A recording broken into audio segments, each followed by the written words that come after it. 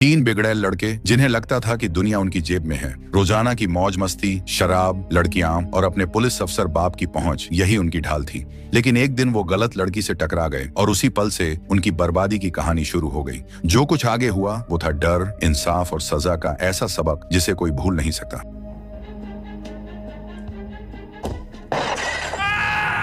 रूस के एक शांत कस्बे में रहती थी कात्या अफानीना, 20 साल की मासूम और खूबसूरत लड़की। उसकी जिंदगी बहुत साधारण थी। वो अपने दादा इवान के साथ रहती थी, जो कभी विश्व युद्ध के बहादुर सैनिक रह चुके थे। दोनों का जीवन सुकून और सादगी से भरा था। लेकिन उसी शहर में 3 लड़के रहते थे जिनके लिए दूसरों की इज्जत का कोई मतलब नहीं था। हर बुधवार रात वो शराब पीते, पार्टी करते और अपनी हवस का शिकार ढूंढते। उस बुधवार को जब उन्हें कोई लड़की नहीं मिली, तभी सड़क पर अकेली जा रही कात्या उनकी नजरों में आ गई। उनमें से एक नीलावदी मनोनिन्मस ने उसे पहचान लिया। अरे ये तो हमारी क्लासमेट थी। बाकी दोनों बोले, चल उसे बुला ला, आज वही काम आ जाएगी। वदीम और उसका दोस्त वान हॉर्न इगोर वॉन कात्या के पास गए।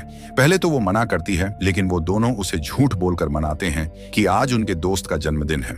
थोड़ी झिझक के बाद कात्या आखिरकार उनके साथ ऊपर चली जाती है। कमरे में दाखिल होते ही कात्या को माहौल अजीब लगता है। टेबल पर शराब की बोतलें फैली हैं और सबकी निगाहें उस पर हैं। वो हल्की मुस्कान के साथ कहती है, बस थोड़ी देर रहूंगी। लड़के बातों बातों में कहते हैं, तुम तो स्कूल में बहुत अच्छा गाती थी, आज कुछ सुना दो। कात्या उनकी बात मानकर गुनगुनाने लगती है, लेकिन जैसे ही उसकी नजर गाने में डूबती है, बोरिस, जो सबसे खतरनाक था, उसके गिलास में कुछ मिला देता है। थोड़ी ही देर में कात्या के सिर में चक्कर आने लगते हैं। वो कहती है, मुझे अब जाना है, लेकिन उसके कदम लड़खड़ाने लगते हैं। अगले ही पल तीनों उस पर टूट पड़ते हैं।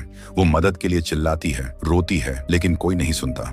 घंटों तक वो उनकी दरिंदगी सहती रहती है। आखिरकार जब वो उसे छोड़ते हैं तो उसके हाथ में जबरदस्ती कुछ पैसे ठूंस देते हैं और कहते हैं, किसी से कुछ मत कहना। कात्या लड़खड़ाते हुए सड़क पर निकलती है। पर्स से वो पैसे निकालकर सड़क पर फेंक देती है, जैसे अपनी बेइज्जती को मिटा देना चाहती हो। घर पहुंचते ही वो बिना बोले फूट पड़ती है। दादा इवान जब उसे देखते हैं तो उनकी आंखों में खून उतर आता है। वो उसकी हालत देखकर सब समझ जाते हैं। कौन थे वो गुस्से में गरजते हैं। कात्या टूटे हुए शब्दों में नाम बताती है। इवान बंदूक उठाने ही वाले होते हैं कि पड़ोसी उन्हें रोक लेता है। कहता है, इवान, कानून को मौका दो, खुद पर काबू रखो। इवान की रगों में बदले की आग जल रही थी, लेकिन उन्होंने खुद को संभाला। उन्होंने तय किया, अब इंसाफ होगा, पर कानून के रास्ते से। थोड़ी देर बाद पुलिस पहुंचती है। तीनों लड़कों को गिरफ्तार कर लिया जाता है। जांच अधिकारी उनकी करतूत देखकर गुस्से से भर जाता है। वो सबको अलग अलग कमरे में बैठाकर पूछताछ शुरू करता है। पहले वो सब झूठ बोलते हैं, लेकिन दबाव बढ़ता है और बास बोरिस में टूट जाता है।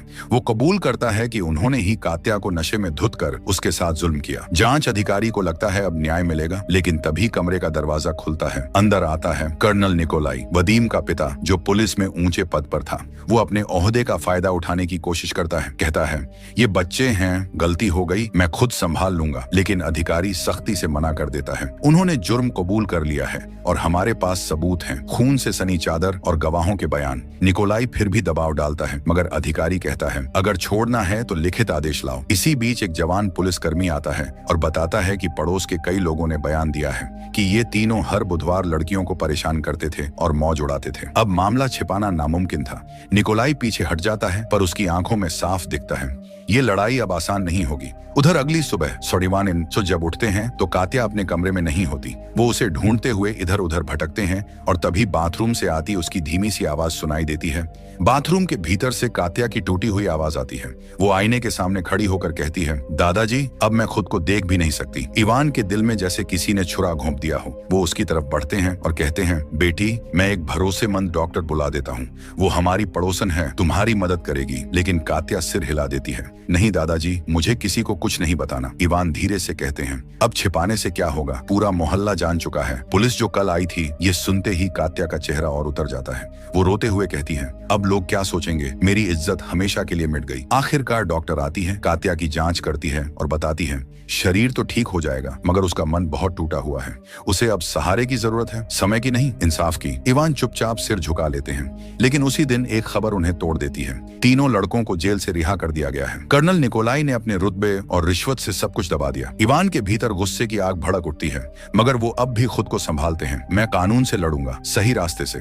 अगले दिन वो कात्या को साथ लेकर थाने पहुंचते हैं, औपचारिक शिकायत दर्ज करवाने के लिए। लेकिन वहां जो अफसर बैठा था वो भी बिक चुका था। वो निकोलाई का आदमी था। वो कात्या की कहानी सुनकर मुस्कुराता है और कहता है, तुम्हें तो खुद शर्म आनी चाहिए, ऐसे कपड़े पहनकर घूमती हो, फिर आरोप लगाती हो। वो घिनौनी बातें करता है, जैसे सच्चाई को पलट देना चाहता हो। कात्या की आंखों से आंसू बहने लगते हैं। वो टूटी हुई आवाज में कहती है, अब मैं और नहीं लड़ सकती दादाजी, मैं बस सब भूल जाना चाहती हूँ। इवान उसकी तरफ देखते हैं। उनकी आंखों में आंसू है मगर दिल में ज्वाला। नहीं कात्या, अब ये मामला दबेगा नहीं, चाहे जान चली जाए पर सच सामने आएगा। अगले दिन जब वो बाजार की तरफ निकलते हैं तो वही तीनों लड़के एक कार में हंसते बतियाते नजर आते हैं। इवान उनके पास जाकर शांत स्वर में कहते हैं, मैंने तुम सबके चेहरे याद कर लिए हैं। लड़के हंस पड़ते हैं। बूढ़े को डर लग गया क्या? उन्हें नहीं पता था कि जिस व्यक्ति से वो हंसकर बात कर रहे हैं वो अब मौत का सन्नाटा बनकर उनकी जिंदगी में उतरने वाला है। सिस्टम की गंदगी देखकर इवान एक पुराने दोस्त से मिलने जाते हैं जो अब जज है।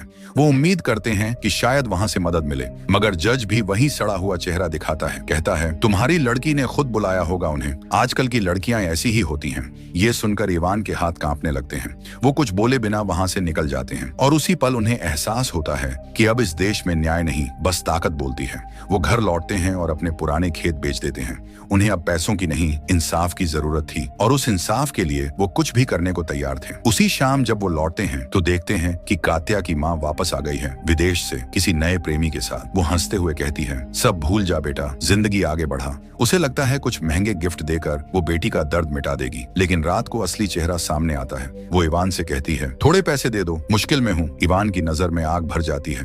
वो समझ जाते हैं कि ये औरत किसी माँ का नहीं सौदे का रिश्ता निभा रही है। वो चिल्लाकर कहते हैं, निकालो ये सब बाहर से, और उसके सारे सामान को सड़क पर फेंक देते हैं। वो कहता है, अब कभी लौट कर मत आना। अगली सुबह इवान पार्क में अपने पुराने दोस्तों को शतरंज खेलते देखते हैं। वो शांत चेहरा बनाए बैठे रहते हैं पर अंदर एक योजना पनप चुकी होती है। उसी समय सड़क पार वहीं तीन लड़के अपने अपार्टमेंट में दाखिल होते हैं। इवान चुपचाप उठते हैं और कात्या की मौसी के फ्लैट की तरफ बढ़ते हैं। वो वहां पहुंचकर खिड़की से झांकते हैं और देखते हैं कि सामने से उन तीनों के घर की पूरी झलक साफ दिख रही है। वो मुस्कुराते हैं क्योंकि अब उन्हें मिल गया था अपना सबसे बड़ा हथियार, नजरिया। अब खेल का मैदान तय हो चुका था, बस अगला कदम बाकी था। अपने कांपते लेकिन मजबूत हाथों में ऊंची दूरी से मार करने वाली राइफल थामे बूढ़ा इवान खिड़की के पीछे बैठा था। सामने ही वो तीनों लड़के जो उसके पोती की जिंदगी बर्बाद कर चुके थे अब भी बेफिक्र हंस रहे थे। कानून ने जिस न्याय से मुंह मोड़ लिया था आज वही न्याय इवान की उंगलियों पर टिका था। वो धीरे से निशाना साधता है, सांस रोकता है और एक हल्की सी क्लिक के साथ ट्रिगर दबाता है। गोली बिना आवाज किए उड़ी और सीधे बोरिस के जिस्म में जा धंसी। दर्द की एक चीख गूंजती है और पूरा इलाका सन्न रह जाता है। इवान तुरंत राइफल छुपाकर नीचे उतर जाता है जैसे कुछ हुआ ही ना हो और पार्क में अपने पुराने दोस्तों के साथ ऐसे बैठता है मानो कुछ देखा ही ना हो। उधर बोरिस के साथी उसे खून में लथपथ हालत में अस्पताल ले जाते हैं। कॉलोनल निकोलाई अब घबरा चुका था। उसे शक था कि कोई अदृश्य हाथ उसके लड़कों का पीछा कर रहा है, लेकिन असली शिकारी कौन है ये किसी को नहीं पता था। पुलिस इंस्पेक्टर की निगाहें अब इवान पर टिक गईं। वो जानता था कि बूढ़ा आदमी इस वारदात से जुड़ा हो सकता है, पर बिना सबूत के कुछ करना नामुमकिन था। कुछ दिनों बाद इवान फिर उसी अपार्टमेंट में लौटता है जहां से उसे सीधा नजारा मिलता है। इस बार उसका निशाना इगोर था जो गाड़ी में बैठे मोबाइल पर वीडियो देख रहा था। इवान ने गहरी सांस ली और ट्रिगर दबाया। गोली कार के फ्यूल टैंक से टकराई और अगले ही पल एक जोरदार धमाका हुआ। चारों ओर आग की लपटें उठी। इगोर जिंदा तो बच गया पर उसकी टांगें हमेशा के लिए जल गईं। अब निकोलाई को यकीन हो गया कि यह कोई आम हादसा नहीं है, बल्कि एक एक करके उन्हें मिटाने की ठानी गई है। उसने अपने बेटे वादिम को सावधान रहने की सलाह दी और घर की सुरक्षा बढ़ा दी, लेकिन डर का जहर अब उनके अंदर पसर चुका था। वादिम हर आवाज हर साये से कांपने लगा। इधर पुलिस इंस्पेक्टर फिर से इवान के घर आया। वह उसे नहीं मिला, पर कात्या ने बताया कि दादाजी अक्सर अपनी मौसी के घर पक्षियों को खाना देने जाते हैं। यह सुनकर इंस्पेक्टर को एकदम से सब कुछ जोड़ने लगा। उसने चुपचाप उस घर की चाबी अपने पास रख ली। उसी वक्त निकोलाई वारंट लेकर पुलिस टीम के साथ इवान के घर पहुंचा। उन्होंने कोना कोना खंगाल डाला, लेकिन हथियार का कोई निशान नहीं मिला। तभी कात्या की मौसी वहां आई और अपने घर की चाबी मांगी। पुलिस ने सोचा कि वहां भी खोज ली जाए। इवान का चेहरा सफेद पड़ गया क्योंकि वहीं उसकी राइफल छिपी थी, लेकिन जब तलाशी पूरी हुई तब भी कुछ नहीं मिला। निकोलाई अब टूट चुका था। वह इवान के सामने आया और विनती की कि उसके बेटे को छोड़ दे। इवान ने ठंडी नजर से जवाब दिया, अब बहुत देर हो चुकी है, जो होना था हो गया। घबराया हुआ निकोलाई भागता हुआ अपने घर पहुंचा। उसने दरवाजा खटखटाया, लेकिन अंदर बैठे वादिम ने डर के मारे समझा कि वही हत्यारा आया है। उसने बिना सोचे गोली चला दी। दरवाजे के पार खड़ा उसका अपना पिता वहीं गिर पड़ा, हमेशा के लिए खामोश। जब वादिम को अपनी गलती का एहसास हुआ, वो पागलपन की हद तक टूट गया। पुलिस को उसे मनोवैज्ञानिक उपचार के लिए ले जाना पड़ा। उसका जहन अब कभी ठीक नहीं हो सका।